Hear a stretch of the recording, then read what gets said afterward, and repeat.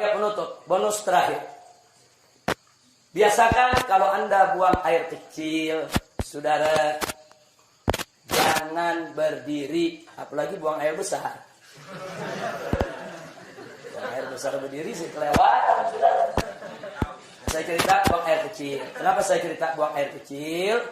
Karena sekarang ini saya lihat sampai-sampai di masjid-masjid, kadang-kadang tempat kencingnya juga disediakan yang berdiri, saudara. Nggak pantas. Apalagi ini di negeri Islam. Ini Indonesia ini mayoritas umat Islam. Mestinya tempat-tempat buang air kecil itu, saudara, disediakan ruang-ruang supaya orang bisa buang air kecil dalam posisi jongkok. Perhatikan cara jongkoknya. Perhatikan cara jongkoknya. Perhatikan. Sengaja ini saya tarik biar kelihatan kakinya. Perhatikan cara jongkoknya. Jadi kalau kita baca kitab Kifayatul Akhyar sampai cara jongkok diajarin. Sudah. Nah, cara jongkoknya itu perhatikan. Jadi ini kiri ini kaki. Jadi kita punya paha, ini pantat kita, ini diri di atas kaki kiri. Ini tegakkan. Begini cara buang air kecil. Seperti ini. Nah, karena kalau Anda lakukan seperti ini, insya Allah buang air kecilnya tiris. Kita jauh dari penyakit silisil bol. Nah, penyakit yang kencing gak habis-habis. Sebab kalau Anda tidak tiris, ya perasaan kalau kita jongkok aja biasa, kencing, selesai. Saudara, nah begitu selesai, kita ambil wudhu dan lain sebagainya. Tanpa terasa, kadang-kadang air kencing masih keluar. Ngetesnya gampang. Cara ngetesnya, Anda kencing jongkok biasa. Nah, setelah jongkok biasa selesai, Anda cebok, istinja, Anda keringkan, Anda taruh kapas. Tes saja atau taruh tisu. Nah, taruh tisu, Anda pakai celana dalam, taruh tisu, tutup aja dengan tisu. Habis itu Anda wudhu, apa segala macam, Anda mau sholat. Buka lagi, lihat tisunya. Ada tetesan air keluar lagi. Itu kalau kita mau ngetes, bener gak ini keluar lagi? Jadi kalau orang yang buang air kecilnya tidak tiris, akan keluar lagi. Nah, maka itu supaya tidak keluar lagi, perhatikan, ini seperti ini akan tiris. Seperti ini. Nah, setelah seperti ini buang air kecil, kita bungkukan sedikit. Nah, kita bungkukan sedikit. Nah, boleh sekali-sekali kalau masih berasa ada, kita tukar posisi. Nah, sekarang kita di kanan, kiri yang tegak. Tapi ini bukan posisi utama, bukan. Posisi utama yang tadi. Posisi utama yang tadi. Ini cuma untuk menggoyang kita punya kantung kencing. Supaya kantung kencing kita ini kegoyang. Digoyang begini. Balik lagi. Nah, tapi ini yang utama.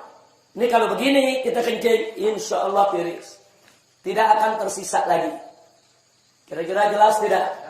Ditambah lagi dengan jari kita tekan bagian bawah sebelum bagian dubur di bawah ada, kalau kita tekan keluar lagi itu cairan, tekan sedikit. Nah, yang ketiga istibra.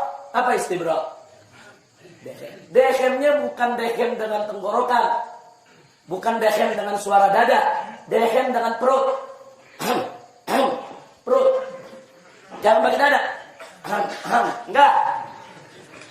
Coba lihat, ada bedanya nggak dengan dada sama dengan perut? Beda. Coba pakai perut, gimana deh? Perut kita tekan. 3-4 kali. Nah, itu klepnya terbuka.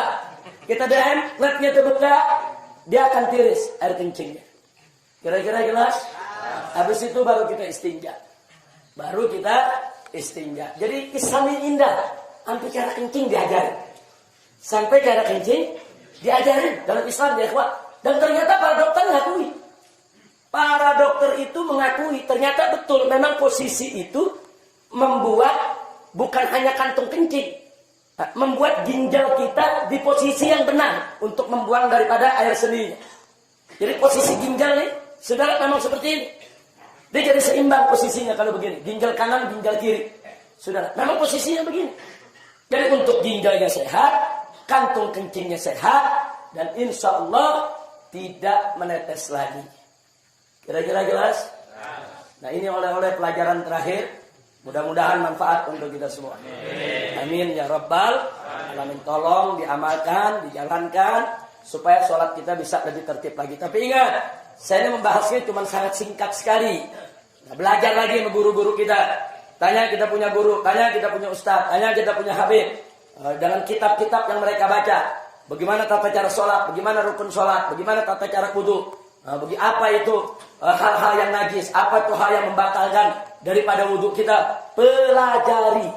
Sebab kalau Anda tidak tahu bagaimana cara bersuci, bagaimana sholatnya bisa benar? Itu pintu. Sholat tidak sah kalau bersucinya nggak beres. Pelajari dulu bagaimana cara bersuci, bagaimana cara sholat. Jangan sampai kita tidak tahu. Sampai di sini jelas? Alhamdulillahirabbil alamin. Saya pikir cukup. Sampai di sini.